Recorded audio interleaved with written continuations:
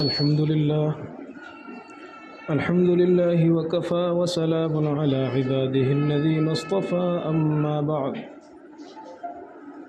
قال الله تبارك وتعالى في القرآن المجيد والفرقان الحميد أعوذ بالله من الشيطان الرجيم بسم الله الرحمن الرحيم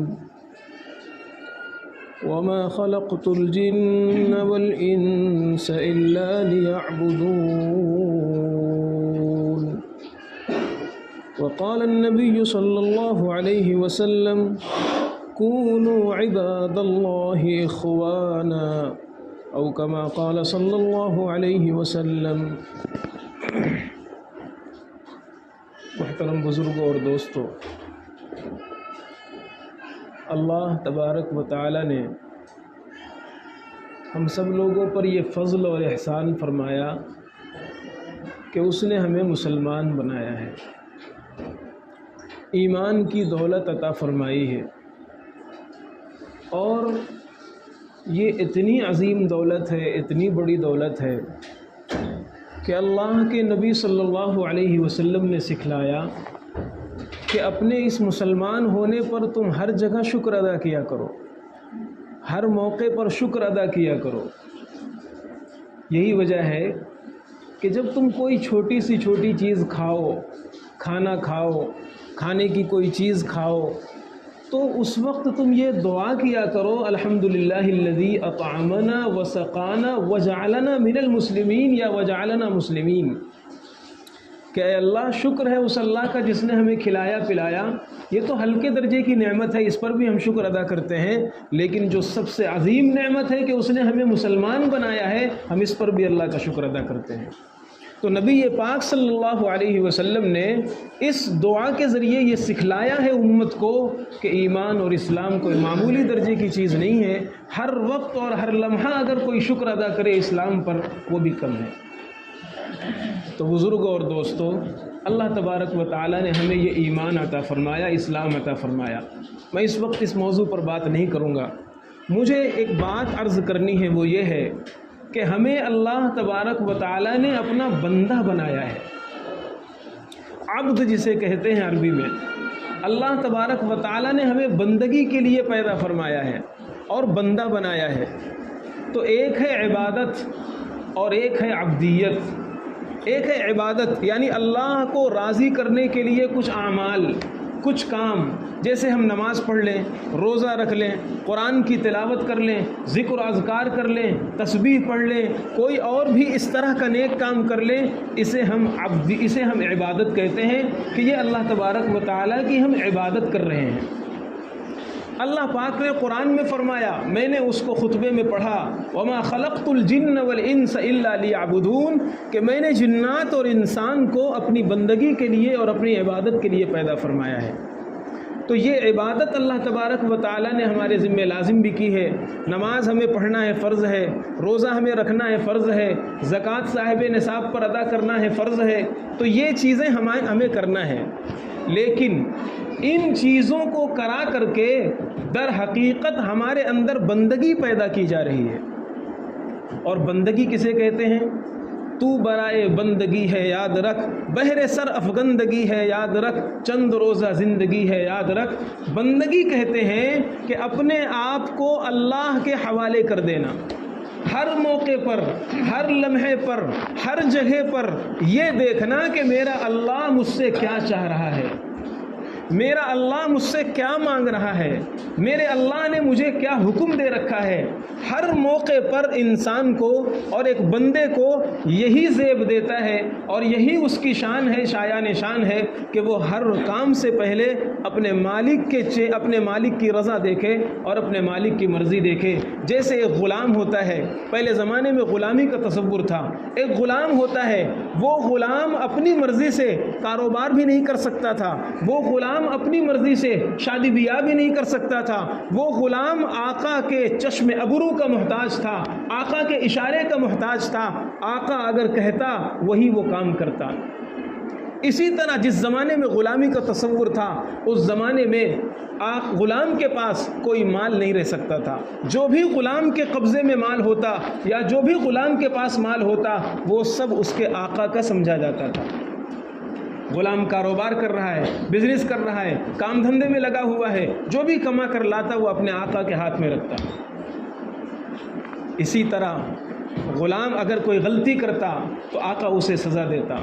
اسی طرح غلام اگر کوئی اچھائی کا کام کرتا تو آقا اسے انعام و اکرام سے نوازتا. یہ جو آقا تھا یہ عارضی تھا. اس آقا نے اس غلام کو پیدا نہیں کیا تھا. آقا اسے 2 روٹی دے دیتا تھا, تن اور بدن کے کپڑے سلا دیتا تھا, تھوڑی بہت ضروریات پوری کر دیتا تھا. لیکن ایک حقیقی آقا وہ ہے جو رب العالمین ہے. ایک سب کا مالک آقا وہ ہے جو احکم الحاکمین ہے. ایک سب کا خالق آقا وہ ہے جس نے ہم سب کو پیدا کیا ہے. جس وقت ہمیں شعور بھی نہیں تھا, احساس بھی نہیں تھا, اس وقت بھی اس نے ہماری ضروریات کا خیال رکھا ہے. ماں کے پیٹ میں بچے کو کون سی غذا چاہیے, کس راستے سے چاہیے, کیسی چاہیے, کیا چیزیں اس کی زندگی کے لیے ضروری ہیں, ہمیں احساس و شعور بھی نہیں تھا. ہمارے رب نے اس وقت بھی ہمارا خیال رکھا ہے. وہ حقیقی آقا ہے, وہ حقیقی رب ہے. اسی نے ہمیں پیدا کیا ہے.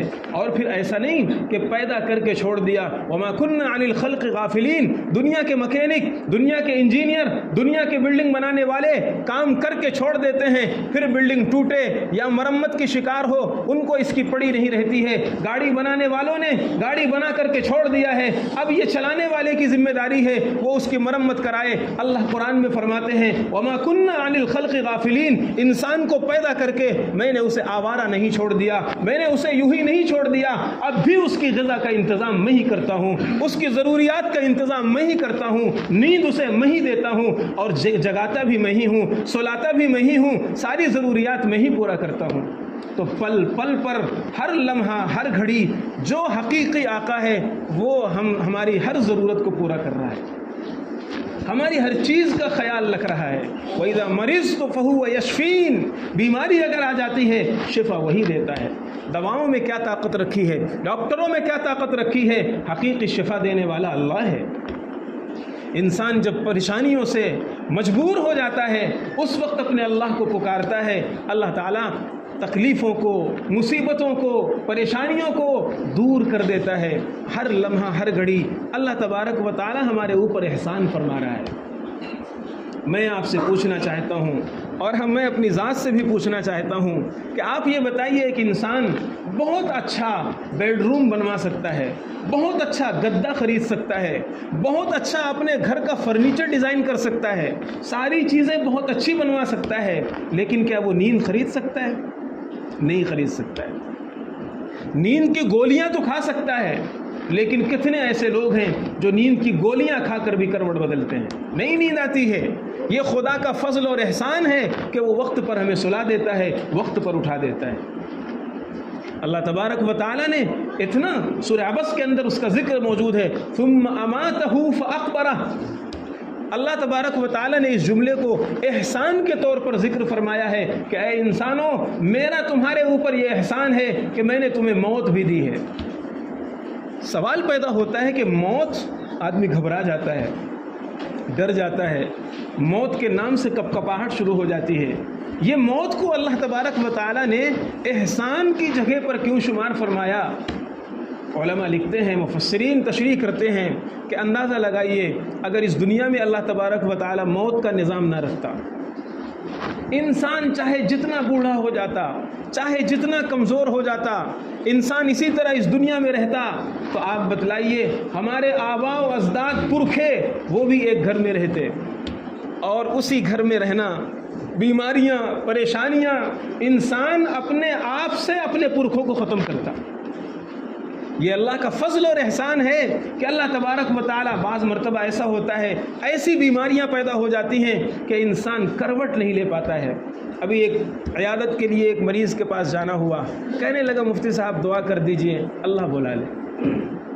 یہ الفاظ تھے اس کے. کہنے لگے مفتی صاحب دعا کر دیجئے اللہ تعالیٰ بلا لے. یعنی بعض مرتبہ انسان اپنی زندگی سے تنگ ہو جاتا ہے, وہ جینا نہیں چاہتا, وہ مرنا چاہتا ہے. اب ایسے موقع پر اگر اللہ موت کا انتظام نہ کرتا، انسان بلکتا، تڑپتا اور مچلتا اور اسے موت نہ آتی۔ یہ احسان ہے خدا کا کہ ایک خاص وقت پر جا کر اللہ تعالیٰ نے موت کی نیند سلا دی ہے انسان۔ پھر اگلا جملہ ہے فَأَقْبَرَ۔ دنیا کے دوسرے مذاہب میں ایسا نہیں ہے، دنیا کے دوسرے دھرموں میں ایسا نہیں ہے۔ اگر اللہ تبارک و تعالی ہمیں اسلام کی دولت سے نہ نوازتا تو ایسا بھی ہو سکتا تھا کہ ہمارے بدن کو جنگلوں میں پھینک دیا جاتا، مرنے کے بعد کتے نوچتے، جانور کھاتے، چیل کوے ہمارے چیتھڑے اور ہمارے گوشت کے لوتھڑے ادھر سے ادھر اڑاتے اور ہمارے بدن کی بے حرمتی ہوتی، ہمارے جسم کی بے حرمتی ہوتی۔ اللہ قرآن میں فرماتے ہیں یہ بھی تمہارے اوپر احسان فرمایا، موت کی نیند سلانے کے بعد تمہارے جسم کی بے حرمتی نہیں ہونے دی، تمہیں غسل دلوانے کا انتظام کیا، اچھے کپڑے پہنوانے کا انتظام کیا، کفن دفن کا انتظام کیا، دولہا بنا کر بارات کی شکل میں تمہیں رخصت کرایا اور 2 گز زیر زمین فاکبرہ تمہیں قبرستان میں سلا دیا۔ یہ بھی خدا کا احسان ہے۔ تو اللہ تبارک و تعالی احسان پہ احسان، پیدا ہونے سے لے کر قبر میں اتارنے تک خدا نے احسان ہی کیا ہے، احسان کے سوا کچھ نہیں کیا۔ اور اللہ تبارک و تعالی ان سب کے بدلے میں کیا چاہتا ہے؟ یہ اللہ نے جو احسان احسان احسان یہ ساری چیزیں جو اللہ تبارک و تعالی نے کی ہیں، اس کے بدلے میں صرف ایک چیز چاہتا ہے، ایک چیز، only، فقط صرف ایک چیز۔ کیا؟ اے انسانوں تم بندے بن کر رہو خدا کے، بس اور کچھ نہیں چاہیے۔ اے انسانوں تم خدا کے بندے بن کر رہو۔ آدمی اس چیز کو سمجھتا نہیں، بندے تو ہیں ہم اللہ کے، ہم اللہ کے بندے ہیں۔ مجھے یاد آیا ایک استاد تھے، بہت قدیم انتقال ہو گیا، تو جب ایک شاگرد فارغ ہو کر کے پوری پڑھائی حضرت کے پاس 5 سے 6 سال تک رہا اور بہت قابل، بہت ہونہار، بہت ذی علم، جب وہ رخصت ہونے لگا تو اس نے کہا استاد محترم مجھے کچھ نصیحت فرما دیجیے۔ استاد محترم نے کہا صرف ایک نصیحت کرتا ہوں، تم سب کچھ بننا لیکن کبھی خدا اور رسول نہیں بننا۔ کیا نصیحت کی؟ تم سب کچھ بننا لیکن کبھی خدا اور رسول نہیں بننا۔ وہ طالب علم کہنے لگا حضرت میں نے آپ سے پڑھا، آپ سے سیکھا اور آپ ہی کے پاس 5 سے 6 سال میں نے گزارے ہیں، میرے دل و دماغ اور حاشیہ خیال میں بھی یہ نہیں آ سکتا کہ میں کبھی خدا بنوں گا، میرے دل و دماغ میں یہ نہیں آ سکتا کہ میں کبھی رسول بنوں گا۔ یہ آپ کیسی نصیحت فرما رہے ہیں، مجھے سمجھ میں نہیں آ رہی۔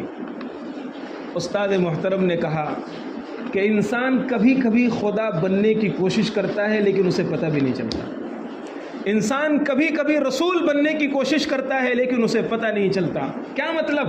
مطلب یہ ہے کہ انسان جہاں رہتا ہے وہ یہ سمجھتا ہے میری ہر بات مانی جائے، میں جو کہوں وہی پورا ہو۔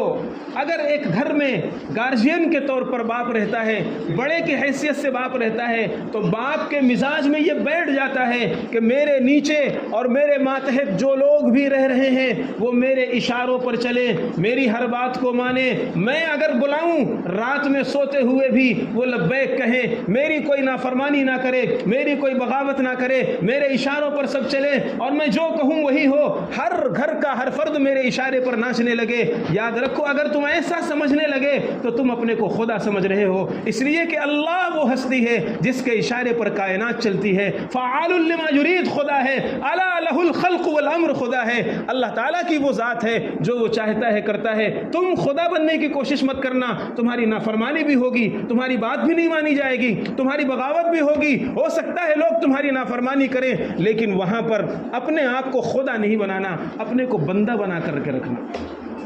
پھر رسول نہیں بننا۔ رسول نہ بننے کا کیا مطلب ہے؟ وما ارسلنا من رسول الا لیطاع باذن اللہ۔ رسول دنیا میں اس لیے بھیجا جاتا ہے کہ اس کو فالو کیا جائے، اس کی بات مانی جائے، اس کے پیچھے چلا جائے۔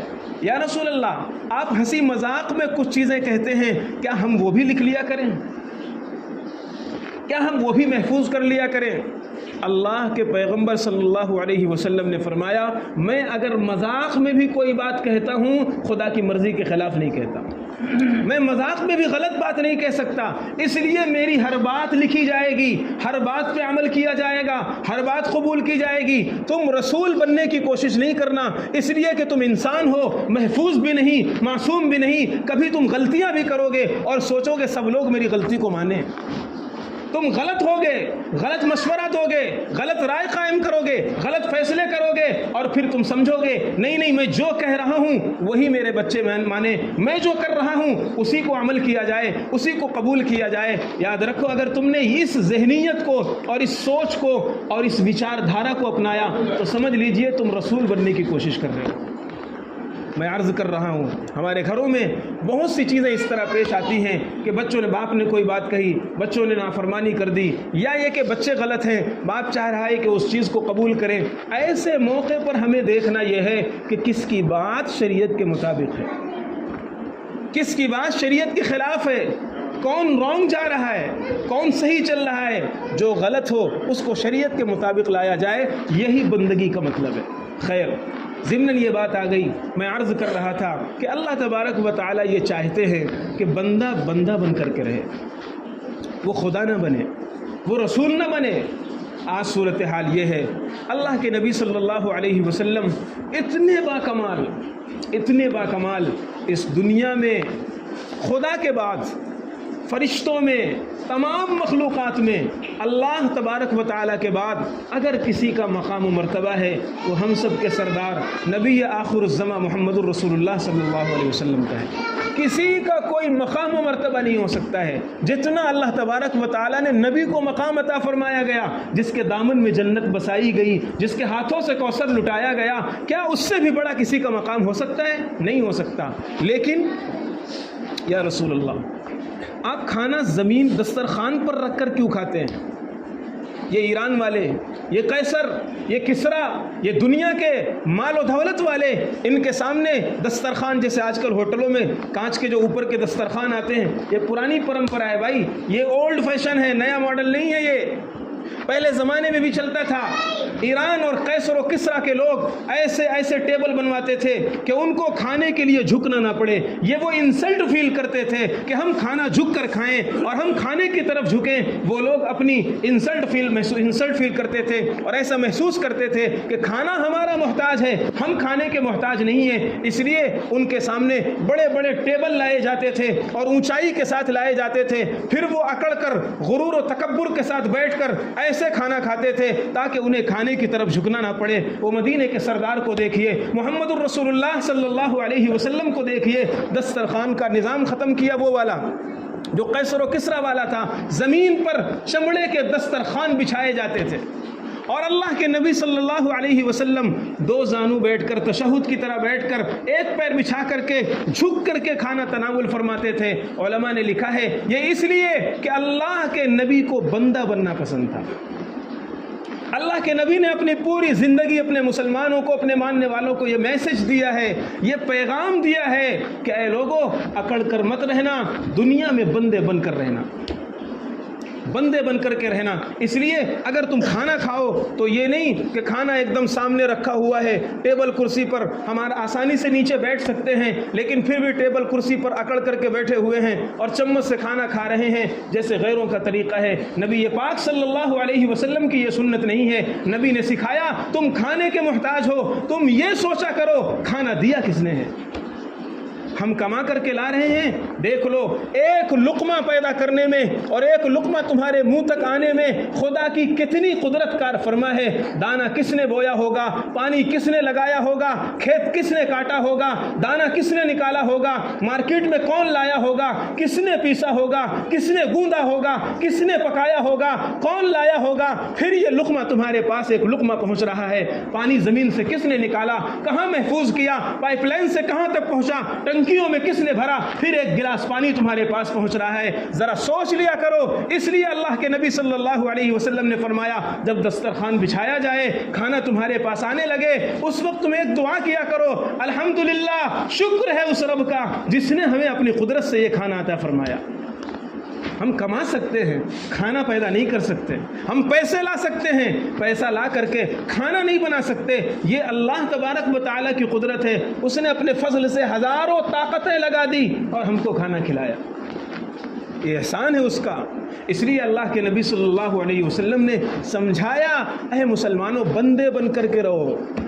آج ہمارا نوجوان اگر نئی اس کے پاس بلٹ ہے، گاڑی پر بیٹھ کر کے اور زور سے اتنا تیزی کے ساتھ آواز نکالتا ہوا جاتا ہے، وہ یہ دکھلانے کے لیے کہ میں بلٹ میں چل رہا ہوں، لن تخرق الارض ولن تبلغ الجبال طولا، اے بندے اگر تو بلٹ میں سوار ہو جائے گا، کیا خدا کے پہاڑوں سے اوپر تیرا قد ہو جائے گا؟ کیا زمین پھٹ جائے گی؟ کیا آسمانوں کی تو سیر کر پائے گا؟ کیا سمندروں کا سینہ چیر لے گا؟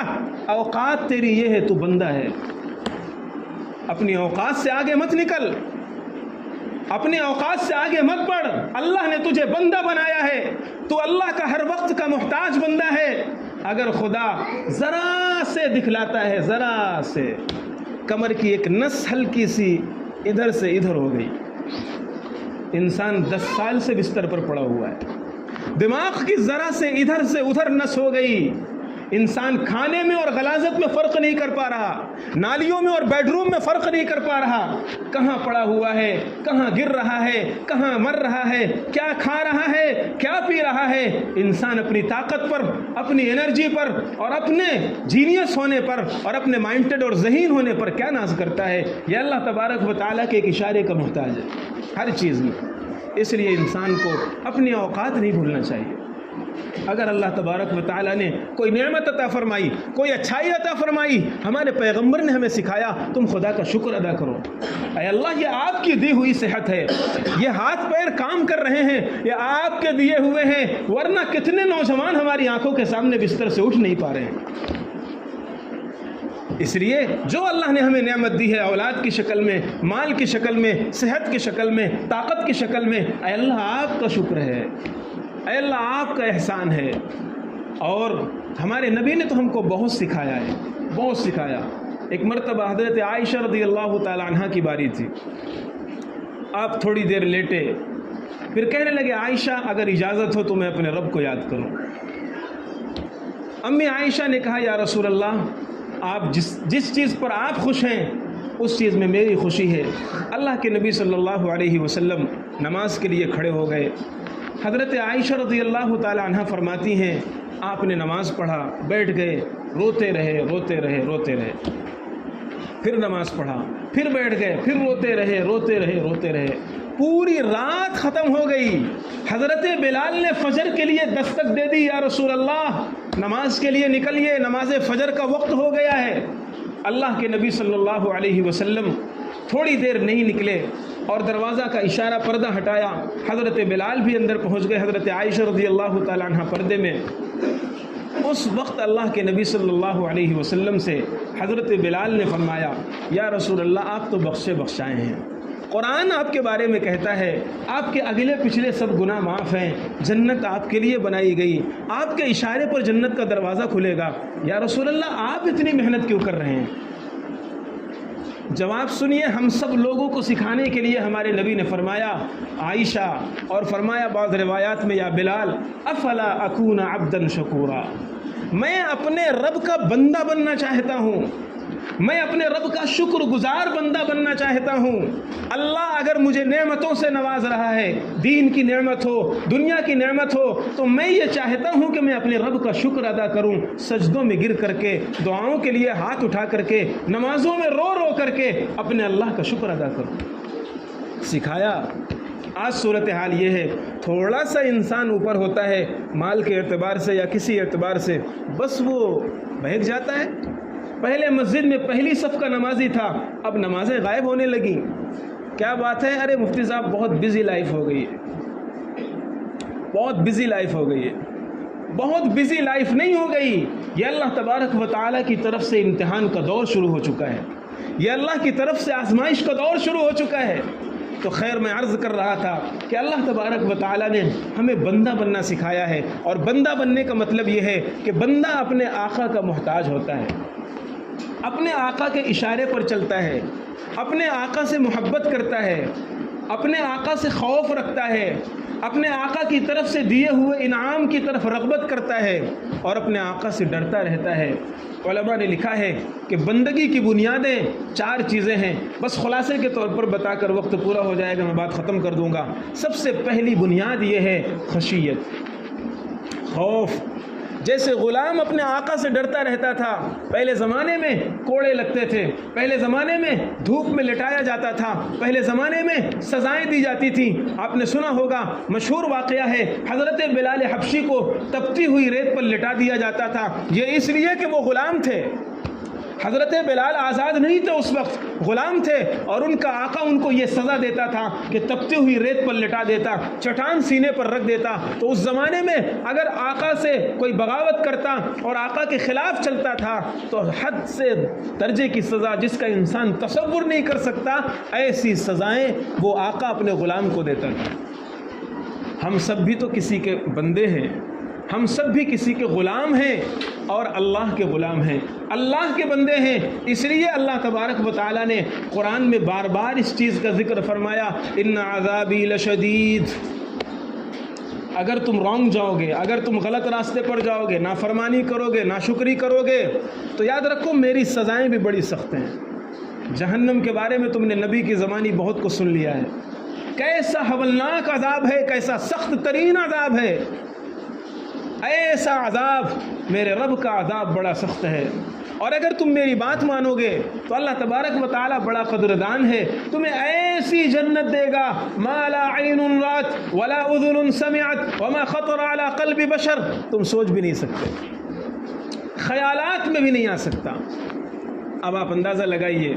تو بزرگوں اور دوستوں، اللہ تبارک و تعالیٰ نے ہمیں بندہ بنایا ہے اور بندہ بن کر رہنے کے لیے فرمایا ہے۔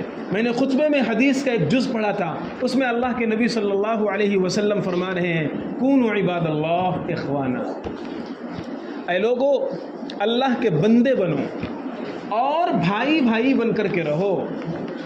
جب بندے ہو اور سب بھائی بھائی ہو تو ذرا سی اونچ نیچ سے اتنا زیادہ فائر کیوں ہو جاتے ہو؟ ذرا سی اونچ نیچ سے اتنا آپے سے باہر کیوں ہو جاتے ہو؟ تھوڑا سا سوچ لیا کرو کہ کہیں ایسا تو نہیں کہ اللہ مجھ سے ناراض ہو جائے گا، اور کہیں ایسا تو نہیں کہ میں خدا بن رہا ہوں یا میں رسول بن رہا ہوں۔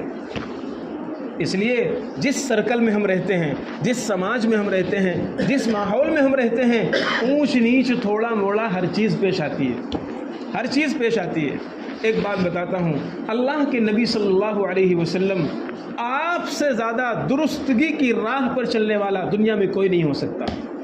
جس کی انگلی پکڑا کر کے اللہ تبارک و تعالیٰ چلائے، اس کی غلطی کا کوئی امکان ہی نہیں ہے۔ اور انبیاء جتنے بھی ہیں سب معصوم ہوتے ہیں۔ معصوم ہونے کا مطلب یہ ہے کہ کوئی غلطی ہو ہی نہیں سکتی، کوئی گناہ ہو ہی نہیں سکتا، لیکن اس کے باوجود اللہ تبارک و تعالیٰ نے قرآن پاک میں اپنے نبی کو یہ حکم دیا ہے، شاورہم فی الامر، لوگوں سے مشورہ کر لیا کرو کاموں میں، لوگوں سے کاموں میں مشورہ کر لیا کرو، کسی کام کے کرنے میں، کسی اچھے کام کے کرنے میں ایک دوسرے سے مشورہ لے لیا کرو۔ کیا مطلب ہے؟ مطلب یہ ہے کہ تم خدا نہیں ہو، تم رسول نہیں ہو۔ انسانوں کے بارے میں کہا جا رہا ہے، اللہ کے نبی تو اللہ کے نبی تھے، عام انسانوں کو یہ پیغام دیا جا رہا ہے کہ تم خدا اور رسول نہیں ہو۔ ایک دوسرے کی رسپیکٹ سکھائی، ایک دوسروں کی رائے سے فائدہ اٹھانے کا ڈھنگ سکھایا، ایک دوسرے کا جذبہ، ایک دوسرے کا سمان و احترام سکھلایا کہ سب مشورے سے کام کیا کرو، ایک دوسرے کا احترام پیدا ہوگا، اس سے ایک دوسرے کی محتاجگی سمجھ میں آئے گی کہ ہم اس کی رائے کے محتاج ہیں، ہم اس کی سوچ کے محتاج ہیں، ہم اس کے مشورے کے محتاج ہیں، تو تمہارے ذہن و دماغ میں بندگی کا تصور بیٹھا رہے گا، خدا اور رسول بننے کا تصور نہیں آئے گا۔ اس لیے چھوٹی چھوٹی چیزوں میں، گھریلو معاملات میں اللہ کے نبی صلی اللہ علیہ وسلم مشورہ کیا کرتے تھے، یہ پیغام دینے کے لیے کہ تم ایک دوسروں کی رائے سے فائدہ اٹھاؤ، ایک دوسروں کی رسپیکٹ پیدا کرو، احترام و سمان سیکھو، اس سے سمجھ میں آئے گا کہ ہم محتاج ہیں ایک دوسرے کے اور ہم بھائی بھائی بن کر کے رہیں گے۔ اس لیے بزرگوں اور دوستوں، جو باتیں عرض کی گئی ہیں اس کا خلاصہ یہ ہے کہ اللہ تبارک و تعالیٰ نے ہمیں مسلمان بنایا ہے، اور مسلمان بنانے کے ساتھ ساتھ حکم یہ دیا گیا ہے کہ تم اللہ کے بندے بن کر کے رہو، اور بندے کا مطلب یہ ہوتا ہے کہ وہ ہر وقت اپنے مالک کے اشارے پر ناچتا ہے، اپنے مالک کے اشارے پر چلتا ہے۔ تو اپنے ہر کام سے پہلے، اپنی ہر چیز سے پہلے، اپنے ہر عمل سے پہلے، اپنے ہر بول سے پہلے، اپنی ہر سوچ سے پہلے یہ دیکھ لیا کریں کہ کیا میری یہ سوچ سے میرا رب خوش ہے یا نہیں، میرے اس عمل سے میرا اللہ خوش ہے یا نہیں۔ ہم رات کی تاریکی میں ہوں یا دن کے اجالے میں، کہیں پر بھی ہوں، اللہ تو ہماری چیزوں کو دیکھتا ہے، جانتا ہے، سنتا ہے، ساری چیزیں دیکھتا ہے۔ لا یخفی علی اللہ شیء، اللہ سے کوئی چیز چھپی ہوئی نہیں ہے۔ علیم بذات الصدور ہے، اللہ کا جو CCTV کیمرہ ہے وہ دلوں کے جو جذبات ہیں ان کو بھی کیچ کرتا ہے۔ دلوں کے جو جذبات ہیں، سوچ، خیالات، ان کو بھی کیچ کرتا ہے۔ اس سے کوئی چیز چھوٹنے والی نہیں، اس سے کوئی چیز بچنے والی نہیں۔ اس لیے جو ہمارے مائنڈ میں چل رہا ہے، جو ہم سوچ رہے ہیں، یہ تھوڑی دیر کے لیے سوچ لیا کرو کہ کیا یہ اللہ ہماری سوچ سے خوش ہے؟ ہم دوسروں کے بارے میں برا سوچ رہے ہیں، دوسروں کو گرانا سوچ رہے ہیں، دوسروں کے بارے میں برائی ذہن میں پیدا کر رہے ہیں، اس کو کیسے نقصان پہنچائیں، یا بمبئی کی زبان میں اس کی واٹ کیسے لگائیں؟ اپنا کچھ فائدہ ہو نہ ہو، ہم اسے کیسے نقصان پہنچائیں؟ کیا ہماری یہ سوچ اللہ تعالیٰ خوش ہوگا اس سے؟ ہم اپنی اس سوچ کو دوسروں سے چھپا سکتے ہیں، جس کے بارے میں سوچ رہے ہیں اس سے چھپا سکتے ہیں، لیکن جس کے سامنے ہمیں پیش ہونا ہے، جس کے ہم غلام ہیں، جس کے ہم بندے ہیں، اس سے نہیں چھپا سکتے ہیں۔ اور حساب تو اسی کو دینا ہے، معاملات تو اسی کے سامنے رکھنا ہے۔ اللہ تبارک و تعالیٰ سے دعا ہے، اللہ تبارک و تعالیٰ عمل کی توفیق عطا فرمائے، اور ہمیں 24 گھنٹے کی اپنی جو زندگی ہے اس میں ہمیں پکا مسلمان بنائے، اللہ کا کامل بندہ بنائے، اور اللہ کی مرضی کے مطابق چلنے کی توفیق عطا فرمائے۔ وآخر دعوانا الحمدللہ رب العالمین۔